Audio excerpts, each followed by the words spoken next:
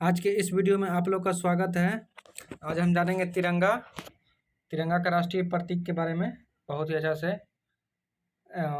भारत क्या आज़ाद हुआ था 15 अगस्त को, तो 15 अगस्त आने वाला है, इसलिए 15 अगस्त के बारे में उससे संबंधित ही अब कुछ रेगुलर वे में वीडियो बनाएंगे। देखिए, लेखक क्या है? लेखक है नंदितेश नीले। जो लेखक और एक क्या है, वक्ता है। तो बोल रहे हैं कि तिरंगा राष्ट्रीय प्रतीक ही नहीं, नागरिकों के नैतिक व्यवहार का भी प्रतीक है। तिरंगा हमारा क्या है? राष्ट्रीय प्रतीक ही नहीं केवल है, ये नागरिकों के नैतिक व्यवहार का भी प्रतीक है। नागरिकों के नैतिक व्यवहार मतलब क्या?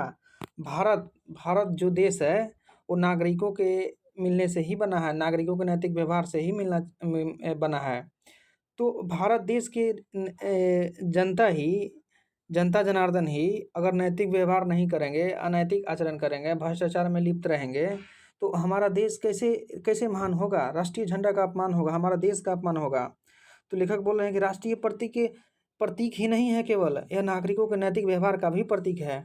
यहाँ पर सबको भी ध्यान देना चाहिए कि हम अपने के लिए जो भी ऐश मौज करने के लिए जो भी क्रिया प्रक्रिया करते हैं, उन सभी से ऊपर उठे और देश के बारे में सोचे, देश हित के बारे में सोचे कि हम जो काम करने जा रहे हैं उससे देश पर क्या प्रभाव पड़ेगा, हमारे देश के पर्यावरण पर क्या प्रभाव पड़ेगा, हमारे देश के जनता पर क्या प्रभाव पड़ेगा। तो इस तरह से सोचकर अगर आप कार्य को करेंगे तो हमारा देश निश्चित तौर पर ही आगे जाएगा और फिर से हमारा देश विश्व गुरु सोने की चिड़िया बनेगा। तो देखते हैं राष्ट्रीय प्रतीक के बारे में लेखक क्या बताते हैं।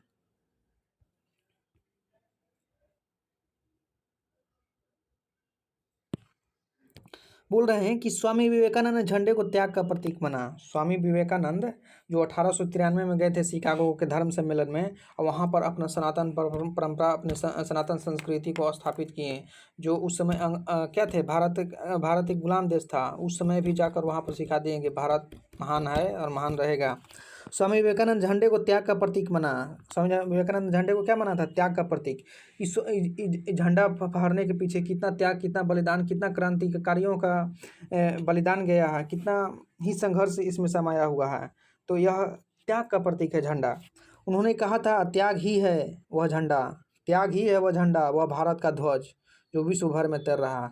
जो आज विश्व भर में तर रहा है झंडा, वो केवल त्याग का ही प्रतीक है। त्याग के कारण ही आज हम आज़ाद हुए हैं। एक अविनाशी विचार के रूप में हमारा तिरंगा आज विश्व भर में तर रहा है, फहर रहा है। स्वतंत्रता संग्राम के दिनों में ध्वज ने एकजुट होने और स्वतंत्रता की भावना को जन्म देने में मदद की। स्वतंत्रता संग्राम में एक ध्वज के तले सब आकर नीचे क्या हुए, एकजुट हुए और स्वतंत्रता की भावना को जन्म दिए और स्वतंत्रता के लिए क्या किए, लड़ाई किए, संघर्ष किए, अंग्रेजों को खदेड़े। आज देश आज़ादी का अमृत महोत्सव मनाते हुए हर घर तिरंगा के साथ भारतीय स्वतंत्रता की 50वीं वर्षगांठ मना रहा है।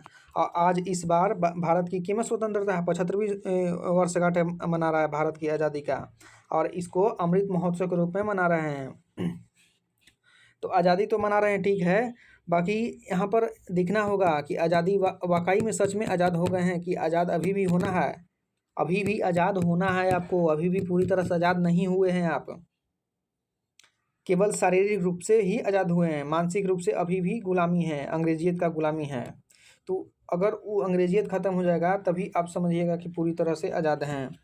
जिसके तहत करीब 100 करोड़ लोग 13 से 15 अगस्त के बीच राष्ट्रीय ध्वज फहराएंगे।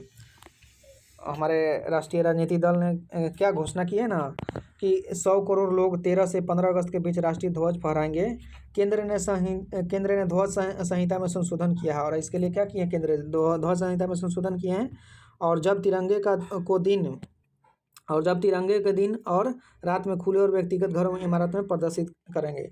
एक्चुअली में पहले तिरंगा फहराने का दूसरा नियम था, तो उसको अब संशोधन करके दूसरी तरह से फहराने का नियम लाया गया है, ताकि 100 करोड़ जनता अपना झंडा को फहरा सके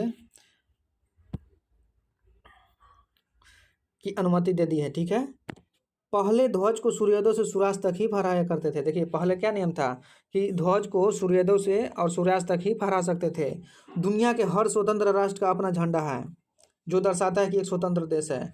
दुनिया के जितने भी सारे भी स्वतंत्र राष्ट्र हैं, उनका एक अपना क्या होता है, झंडा होता है, जो एक स्वतंत्र देश होता है। झंडा किसका प्रतीक है? स्वतंत्र देश होने का प्रतीक है।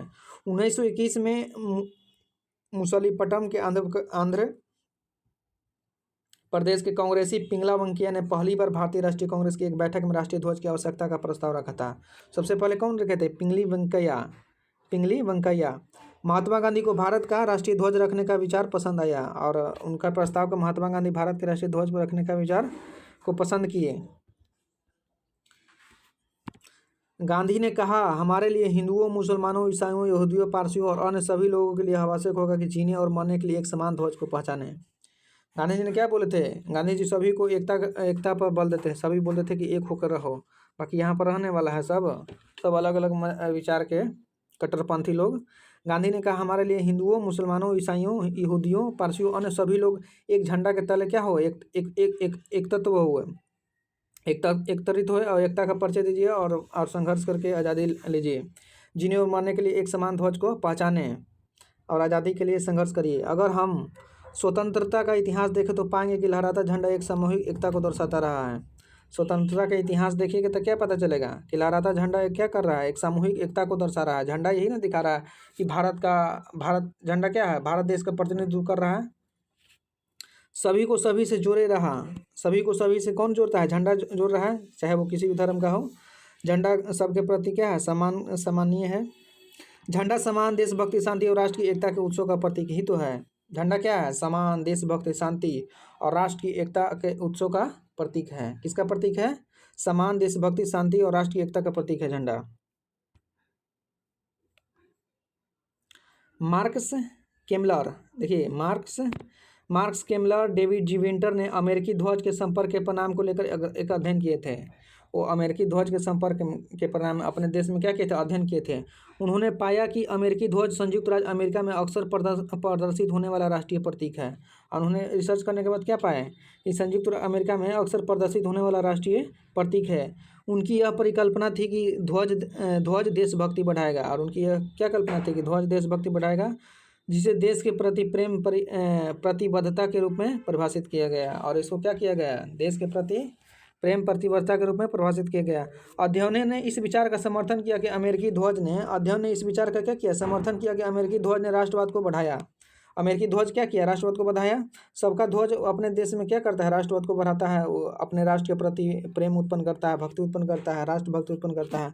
वही एक अध्ययन एक और अध्ययन हुआ लिंडा ने स्किटका ने किया और अमेरिका में आतंकी हमलों पर लोगों की प्रतिक्रिया समझी गई। एक और अध्ययन किया गया, उसमें क्या किया गया? आतंकी हमलों पर लोगों की प्रतिक्रिया समझी गई। इस शोध का लक्ष्य उन अंतर्निहित प्रेरणाओं को समझना था। और इस शोध का क्या लक्ष्य था? कि उसमें अंतर्निहित प्रेरणाओं का समझना था कि क्या है, जिनके कारण यह व्यापक व्यवहार हुआ। जिनके कारण क्या हुआ? व्यापक व्यवहार हुआ। विशेष रूप से देशभक्ति क्या है? देश का प्यार और समूह में एकजुटता है। देशभक्ति क्या है? देश के लिए प्यार है और समूहों में एकजुटता है, सभी मिलकर जुलकर रहते हैं। यह पाया गया कि 9/11 आतंकी हमले के बाद का झंडा प्रदर्शन व्यवहार देशभक्ति की अभिव्यक्ति है। और यह क्या पाया गया कि 9/11 के आतंकी हमले के बाद का झंडा प्रदर्शन व्यवहार देशभक्ति की अभिव्यक्ति है। 9/11 जब हमला हुआ तो झंडा लेके सब क्या कर रहे थे? अमेरिकी लोग आंदोलन कर रहे थे, झंडा प्रदर्शन कर रहे थे। इससे क्या पता चल रहा है कि इस व्यवहार में देशभक्ति की क्या है? भावना है, अभिव्यक्ति है। यह हर घर तिरंगा का भाव हमसे कुछ और भी प्रश्न करता है। और यह हर घर तिरंगा क्या करता है? हमसे कुछ और भी प्रश्न करता है। हम तिरंगे से सीखते क्या हैं? हम तिरंगे से क्या सीखते हैं? क्या हमारा तिरंगा हमसे यह आशा नहीं करता कि हम और भी अनुशासित और निष्ठावान बने? बोल रहे हैं लेखक कि आप तिरंगे से क्या सीखते हैं? क्या तिरंगा आपसे कुछ आशा नहीं रखता है कि आप निष्ठावान बने, चरित्रवान बने? 22 जुलाई 1947 को संविधान सभा द्वारा तिरंगा अपनाया गया था। तिरंगा कब अपनाया गया था? 22 जुलाई 1947 को। ये जीके हो गया एक तरह से। 22 जुलाई 1947 को भारतीय संविधान के द्वारा तिरंगा को क्या किया गया? स्वीकार किया गया।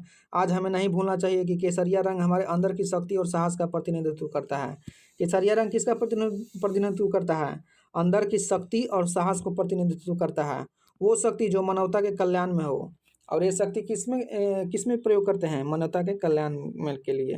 शक्ति और साहस है तो मानवता के कल्याण के लिए प्रयोग करना चाहिए, ना कि केवल अपने लिए।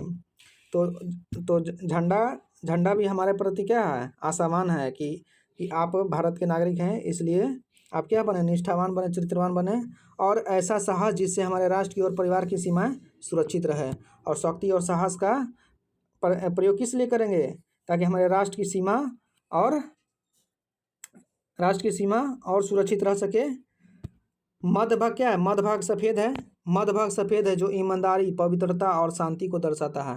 मध्य भाग किस झंडा में जो मध्य भाग है जो सफ़ेद है वो किसके प्रतिनिधित्व करता है? वो ईमानदारी, पवित्रता, शांति को दर्शाता है।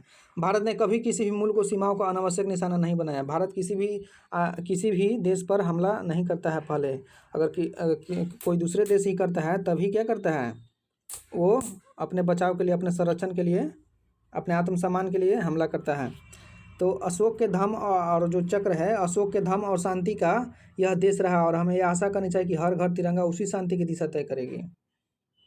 और अशोक धम्म का जो चक्र है यह क्या करता है? हर घर में तिरंगा उसी शांति की दिशा में तय करने चाहिए। हमें यह आशा करनी चाहिए कि हर घर तिरंगा उसी शांति की दिशा तय करता है। जो अशोक धम्म का चक्र है वो शांति का प्रतीक है। नीचे जो हरा रंग समृद्धि, उर्वरता और विकास का संकेत देता है। नीचे जो हरा रंग है वो क्या करता है? हमारे समृद्धि, उर्वरता और विकास का प्रतीक है और हमें आत्मनिर्भर करता है और आत्मनिर्भरता की ओर ले जाएगा। चक्र में 24 समान दूरी वाली तिलियां हैं। अशोक चक्र को समय के रूप में भी जाना जाता है। चक्र में 24 समान दूरी वाली तिलियां हैं और अशोक चक्र को समय चक्र के रूप में भी जाना जाता है।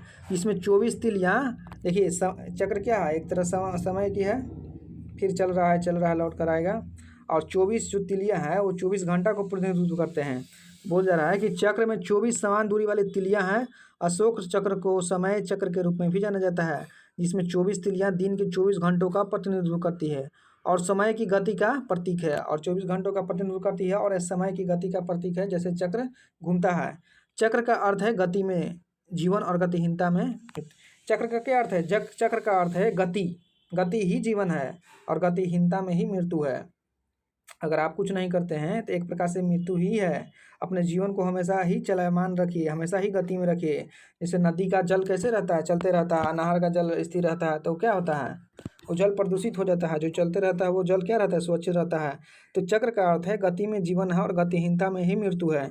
यह एक शांतिपूर्ण परिवर्तन की गतिशीलता का प्रतिनिधित्व करता है और यह एक शांतिपूर्ण परिवर्तन की गतिशीलता का क्या करता है? प्रतिनिधित्व करता है। तिरंगा सिर्फ राष्ट्रीय प्रतीक नहीं बल्कि नागरिकों के नैतिक व्यवहार का भी प्रतीक है। तिरंगा अगर आप समझते हैं कि केवल राष्ट्रीय प्रतीक है तो यह गलत है। यह नागरिकों के नैतिक व्यवहार का भी प्रतीक है। हमारे नैतिक व्यवहार से ही हमारे देश का क्या होता है? इज्जत मान सम्मान बढ़ता है।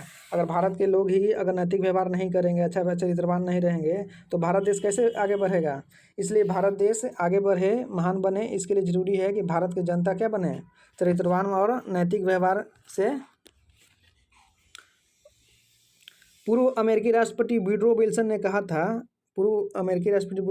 कहा था? यह ध्वज जिसका हम सम्मान करते हैं उसके तहत हम सेवा करते हैं। बोल रहे हैं यह ध्वज जिसका हम सम्मान करते हैं आज उसके तहत ही हम देश सेवा करते हैं।